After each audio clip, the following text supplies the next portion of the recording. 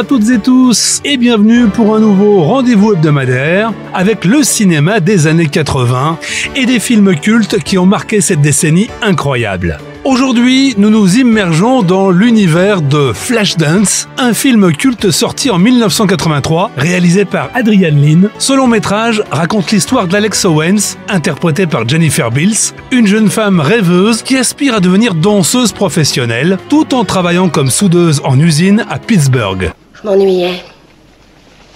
Je somnolais dans un genre de brouillard. Et à ce moment-là, mon père m'a dit « Si tu fermes les yeux, tu verras la musique. »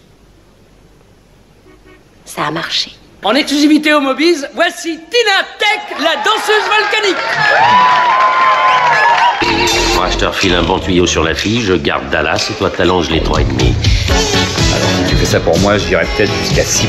Numéro 184 63 2903. C'est pas son code postal qui me passionne. C'est son numéro de sécurité sociale, pauvre cloche, elle travaille dans ton usine. Le film met en lumière les défis auxquels elle est confrontée pour réaliser ses aspirations artistiques. Au-delà du simple parcours d'une danseuse, Flashdance aborde des thèmes comme la passion, le sacrifice et la quête de soi. Un élément crucial qui est renforcé par l'idylle sentimentale que traverse l'héroïne au milieu de l'histoire.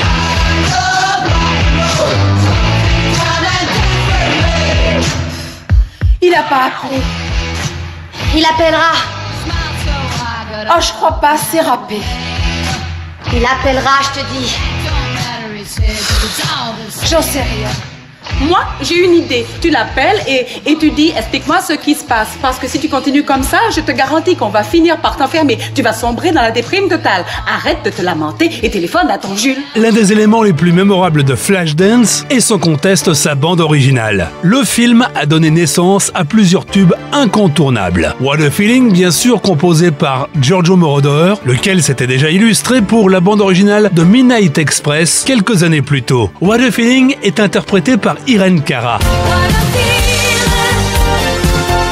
Ce titre emblématique a remporté l'Oscar de la meilleure chanson originale, mais Irene Cara n'en était pas à son coup d'essai. Elle avait déjà eu un gros succès avec son interprétation de la bande originale d'un autre film emblématique, lui aussi sur le thème de la danse, Fame en 1980, dont nous reparlerons dans les prochaines semaines. Incontestablement, la musique a joué un rôle déterminant dans le succès de Flashdance.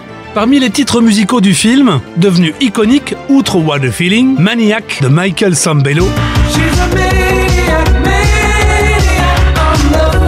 qui évoque la passion, l'obsession et qui a également connu un immense succès. Sans oublier I Love Rock'n'Roll de Joan Jett.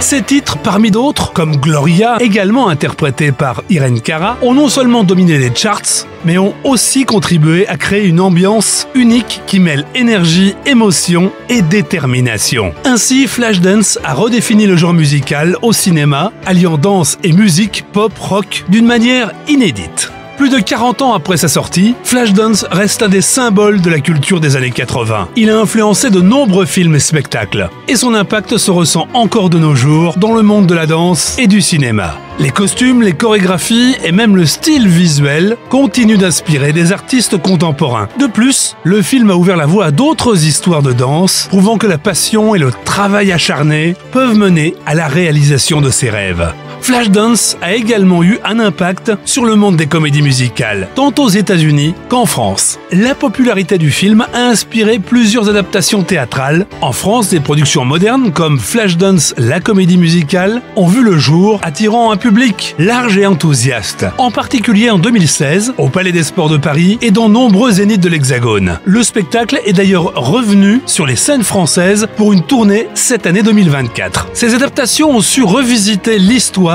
tout en intégrant des éléments contemporains. Et elles ont favorisé l'émergence de nouveaux talents. Si à sa sortie en 1983, Flashdance a suscité des réactions mitigées de la part de la critique, bien que salué pour sa bande originale emblématique, certaines critiques ont pointé du doigt le scénario jugé léger et stéréotypé, ainsi que le traitement parfois superficiel des thèmes liés à la danse et à l'ambition. Le film a été souvent perçu comme un produit commercial. Néanmoins, il a su captiver le public et c'est le principal. principal. Il est devenu un véritable phénomène culturel.